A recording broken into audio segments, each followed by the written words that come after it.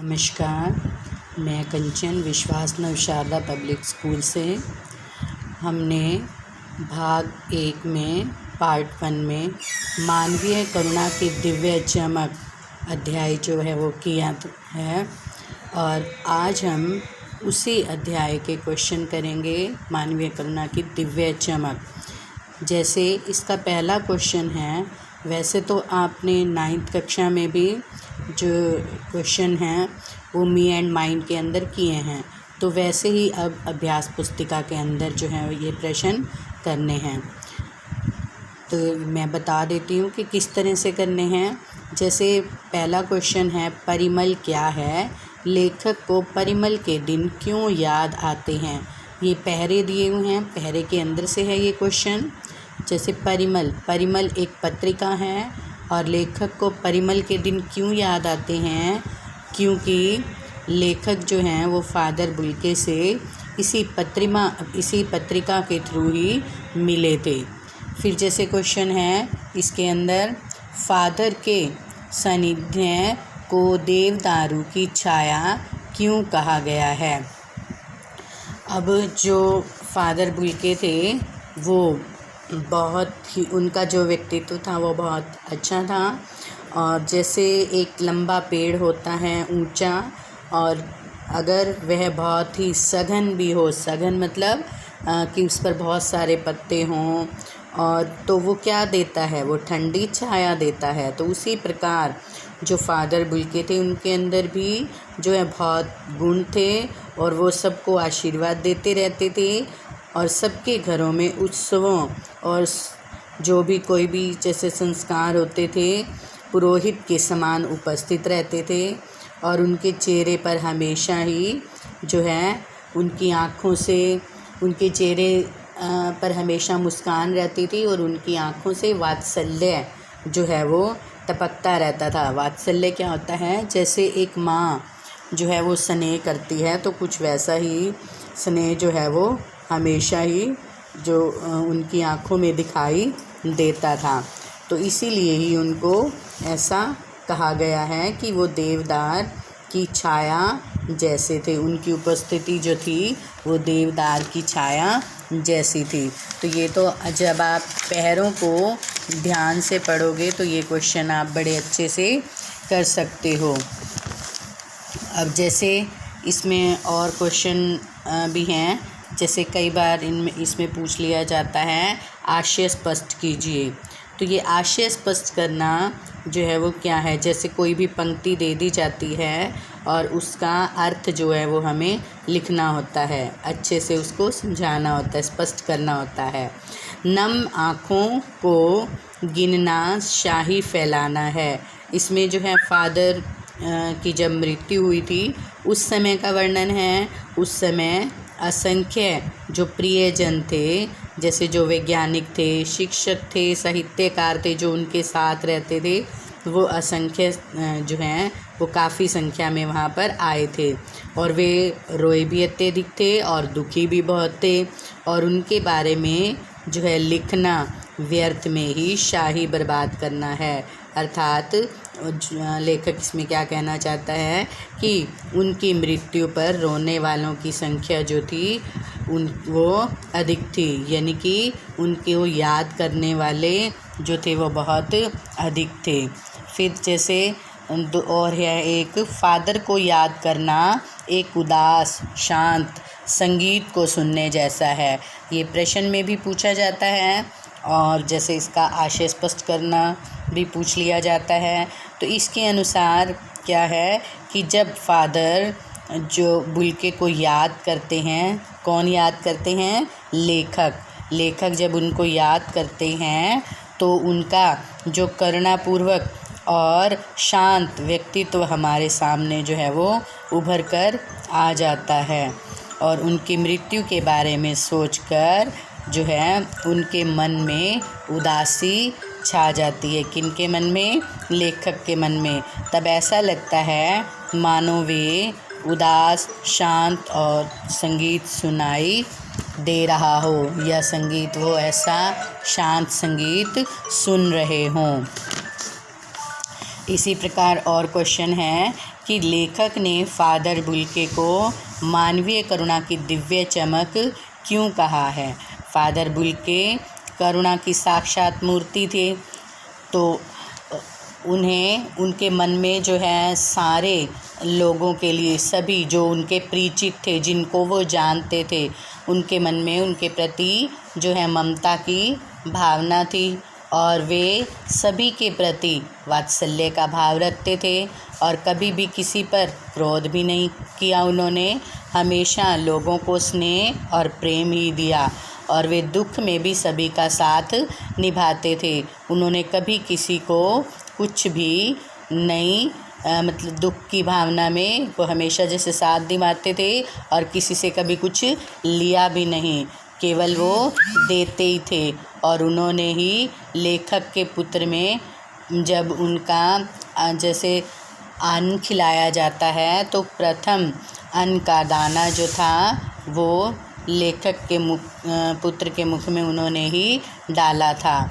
और उसकी मृत्यु के ऊपर जब उस लेखक के पुत्र की मृत्यु हुई थी तो सांत्वना भी व्यक्त की थी, यानी कि दिलासा दिलाने वाले भी वही थे। और इसीलिए ही फादर बुल्के को मानवीय करुणा की दिव्य चमक कहा गया है। इसके बाद जैसे क्वेश्चन आता है कि फादर बुल्के ने सन्यासी की परंपरागत छवि से अलग एक नई छवि प्रस्तुत की है। वो कैसे की है? वो जैसे ईसाई पादरी दुनियादारी से जो हैं वो अलग होते हैं और वे क्या करते, वे वैराग्य धारण करके एक नीरस जीवन जीते हैं। वे अपना पूरा जीवन ईसाई धर्म के प्रचार प्रसार में व्यतीत करते हैं और अन्य धर्म को मानने वाले जो व्यक्ति होते हैं उनके साथ उनका स्वभाव जो होता है वो मधुर नहीं होता। लेकिन फादर बुल्के जो थे वो सामान्य पादरियों से अलग थे। परिचितों के साथ अत्यधिक उनका लगाव था। वे सबको गले लगाकर मिलते थे। संसारी लोगों के मध्य संसार में ही सबसे रहते हुए वे सबसे उनसे निर्लिप्त रहे, यानी कि संसार में तो वो रहते थे लेकिन वो रहे उनसे निर्लिप्त। ईसाई धर्माचार की परवाह न करके वे अन्य धर्म वालों के उत्सवों और संस्कारों में भी भाग लेते थे, जैसे लेखक उदाहरण भी देता है। और वे सब अपने वात्सल्य की छाया में सभी को रखते थे, यानी कि सभी को प्रेम भाव से रखते थे जो उनके परिचित थे। तो इसीलिए ही फादर बुल्के सन्यासी की परंपरागत छवि से जो है वो एक नई छवि जो है वो रखते हैं। जैसे परंपरागत मतलब जैसे एक छवि संत की मानी जाती है वैसी नहीं, उनकी छवि जो थी वो अलग थी। फिर इसमें जैसे क्वेश्चन है, फादर बुल्के भारतीय संस्कृति का अभिन्न अंग है, किस आधार पर ऐसा कहा गया है? संन्यास, जब फादर बुल्के ने संन्यास लिया था तो उन्होंने भारत आने की जो है वो शर्त रखी थी।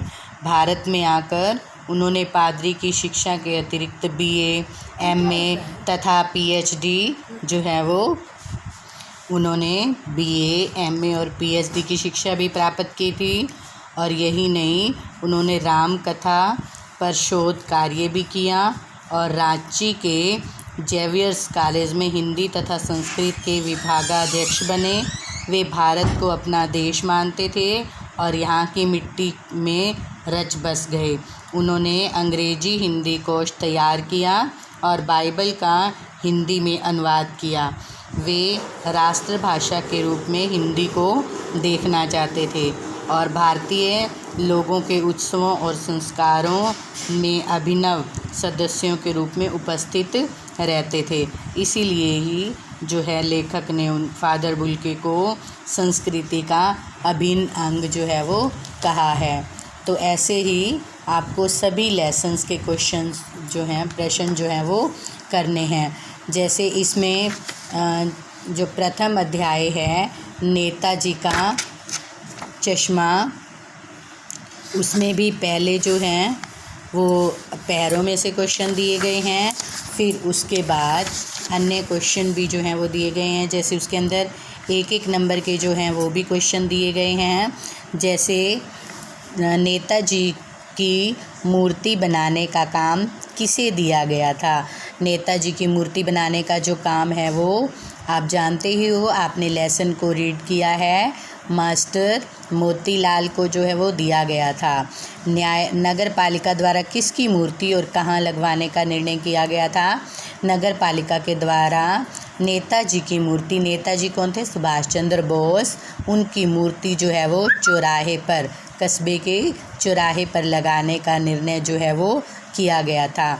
मूर्तिकार ने मूर्ति में क्या कमी छोड़ दी थी, वे मूर्ति का चश्मा बनाना जो है वो भूल गए थे। तो इस तरह से हम एक नंबर के क्वेश्चन जो हैं वो कर सकते हैं। और जैसे इसमें बड़े क्वेश्चन हैं, जैसे सेनानी न होते हुए भी चश्मे वाले को लोग कैप्टन क्यों कहते थे। जैसे उसके अंदर देश प्रेम की भावना थी। इसको हम जैसे हेडिंग बना करके भी लिख सकते हैं, देश प्रेम की भावना होना। जैसे 2 अंक का क्वेश्चन है तो हम 3 पॉइंट भी बना सकते हैं। सबसे पहला, उसके अंदर देश प्रेम की भावना थी और वह सेनानी न होते हुए भी वो जो नेताजी की मूर्ति के ऊपर चश्मा जो है वो ओरिजिनल चश्मा लगा देता था। और फिर जैसे इसमें है अन्य जो फिर बाल गोविंद भगत जो अध्याय हैं उसमें भी पहले पहरों के क्वेश्चन जो हैं वो दिए हुए हैं। फिर उसके बाद जैसे 1 नंबर वाले क्वेश्चन हैं तो बाल गोविंद भगत किसके गीत गाते थे, वो आपने अध्याय में पढ़ा ही है कि जैसे वो प्रभाती आदि गाते थे, प्रभाती मतलब सुबह जो है वो गीत गाते थे। और जैसे इसमें है कि भगत गंगा स्नान की अपेक्षा किसको अधिक महत्व देते थे, मन की पवित्रता को अधिक महत्व जो है वो देते थे। बेटे की मृत्यु पर भगत ने पतोहू को रोने के बदले में उत्सव मनाने को क्यों कहा था, क्योंकि वो ये मानते थे कि परमात्मा का मिलन जो है वो आत्मा के साथ हो गया है, यानी कि आत्मा जो है वो परमात्मा में जा कर के विलीन हो गई है, मिल गई है।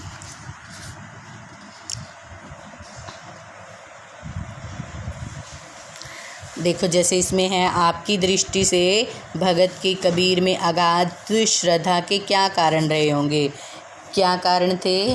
देखो जैसे कबीरदास जी जो थे वो क्या मानते थे, निर्गुणवादी थे। वो आडंबर में विश्वास नहीं रखते थे और वे मूर्ति पूजा भी नहीं करते थे। वो भी अपने कार्यों के साथ हमेशा ही भगवान का भजन करते रहते थे। और ऐसे ही जो भगत हैं वो भी बाल गोविंद भक्त, वो भी जो भगवान का भगत अपने कार्यों के साथ, जैसे वो खेती का कार्य करते थे, बिजाई के दौरान भी वो गीत गुनगुनाते रहते थे। और ऐसे ही सुबह और शाम को भी वो पूरे अपने कार्यों को करते थे। और जैसे उनकी श्रद्धा भावना का कैसे पता चलता है, जैसे वो कबीर मठ के अंदर जो है, जो अनाज उनके खेत में होता था वो बोरा ले जाते थे और उसके बाद जो उनको वहाँ से प्रसाद स्वरूप मिलता था उसी में ही वो अपना गुजारा कर लेते थे। तो इसी तरह से आपको इस अध्याय के प्रश्न करने हैं। और फिर जैसे आपका है लेसन लखनवी अंदाज, उसके भी पहले पहरों के जो हैं प्रश्न हैं, फिर उसके बाद आपके जो हैं छोटे प्रश्न, और फिर जो हैं 4 अंक वाले। 4 अंक वालों में आप जो प्रश्न 4 अंक का करोगे उसके अंदर आप हेडिंग बना करके भी लिख सकते हो। और जो 2 नंबर के क्वेश्चन हैं उसके अंदर आप 3 पॉइंट भी बना सकते हो और उनको वैसे गद्य रूप में भी लिख सकते हो।